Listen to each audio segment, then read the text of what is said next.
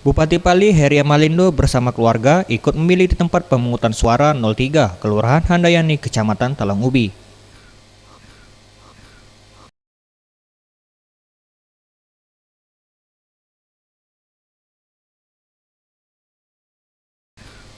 Di tempat yang sama, Ketua DPRD Pali melakukan hal serupa, yakni memberikan hak suara dalam pemilihan Gubernur Sumatera Selatan pada periode 2018 sampai dengan 2023.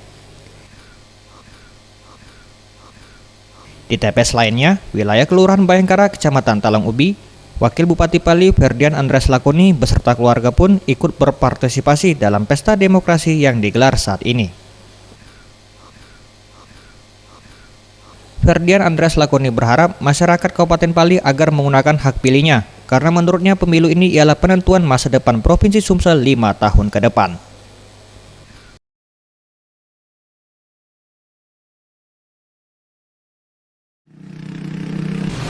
Saya berharap masyarakat dapat menggunakan hak pilihnya. Jangan golput, karena pemilu itu menentukan masa depan kita 5 tahun.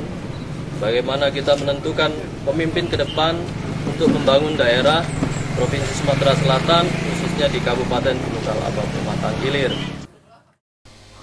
Boris Simbolon, Sriwijaya TV.